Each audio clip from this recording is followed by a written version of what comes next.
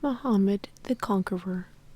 The year that Columbus and Isabella were born, Mohammed II became Sultan of the Ottoman Turks. 2 years later, Mohammed accomplished the unthinkable. He captured Constantinople. Europe was in shock. For over 1,000 years, Constantinople had been the capital of the Eastern Roman Empire and a firm stronghold of Christianity. Constantine, Rome's first Christian emperor, had built the city on the ancient Greek settlement of Byzantium.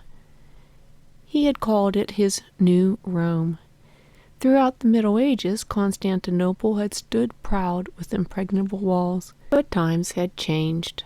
Roman power had declined due to political instability. Population had dwindled, leaving the defenses of the city weakened, and the defenders themselves were outnumbered by the Ottomans. Ottoman forces also used cannons and gunpowder, which made the city's once powerful walls obsolete. Their basilic cannon blasted through the walls, leaving breaches the defenders could not hold. Mehmet II was a Turk of the Ottoman tribe, which originally came out of Central Asia and settled in Anatolia, and there they converted to Islam. In a little over 100 years after leaving Asia, the Ottomans, named for their founder Osman, which name was changed to Ottoman by European languages, had conquered all of the Eastern Roman Empire, except Constantinople, the lone island of Christianity in a Muslim sea. Mohammed II was only 21 years old when he became the Sultan.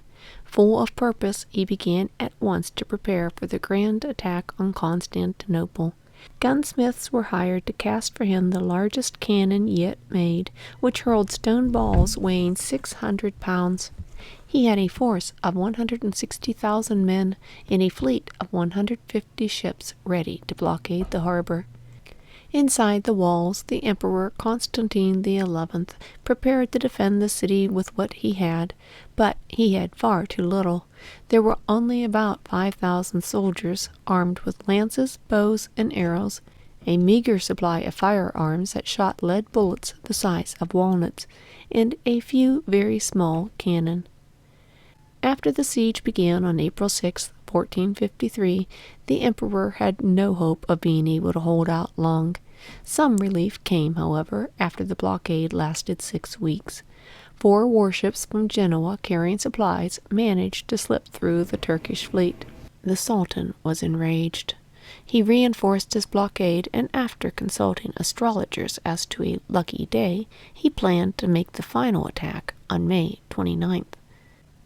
The day before, Constantine, having proudly scorned Muhammad's offers to surrender, attended the final services in Hagia Sophia, or the Church of Holy Wisdom.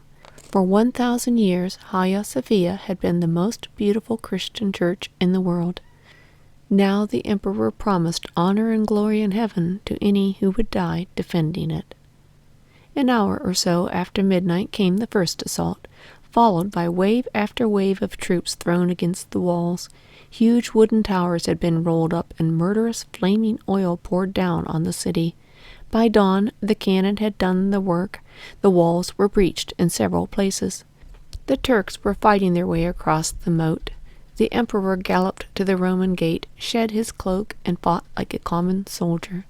The Turks came pouring in, and he fell and was trampled. Later he was found, crushed beyond all recognition except for the golden eagles on his boots. Inside the walls, the Ottomans rushed to Hagia Sophia and burst open the doors to plunder.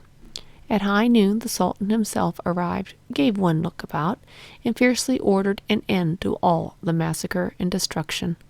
He even killed one drunken soldier who was trying to crack up the marble floor. After all, that marble floor was now his. Hagia Sophia was his. All that had once belonged to the Caesars now belonged to him. The Caesars were gone. Their palace was empty. At the thought, the perfect words of a Persian poet came to his mind.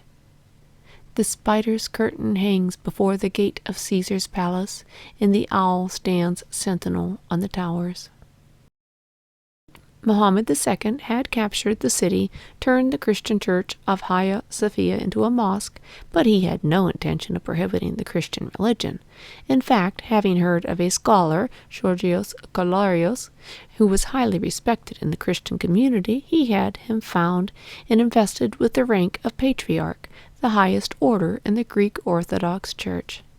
He then gave the newly made patriarch a pastoral staff studded with diamonds, and also the Turkish rank of Beyler Bey, which meant that wherever the patriarch went, he was to be preceded by a standard-bearer, holding a pole from which 3 horsetails hung.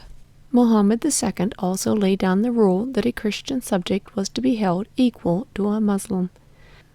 Muhammad II, sometimes called the parrot because of his beak-like nose, was a strange mixture of conqueror and classical scholar. He enjoyed all the arts, and was soon planning a palace garden, buying sculpture and paintings. Speaking 5 languages, he started a library of books on science and geography, and sought out philosophers who could translate them into Arabic for the benefit of Turkish scholars. In his dining hall he had hung a map of the known world.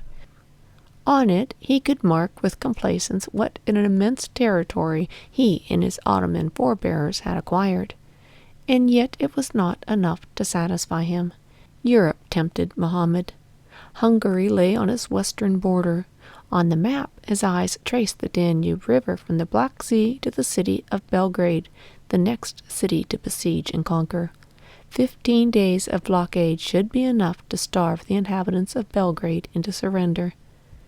3 years later, in 1456, Muhammad's army of Turks was moving into Eastern Europe, bound for Hungary. They reached the walls of Belgrade with just as many cannon as the Sultan had used against Constantinople.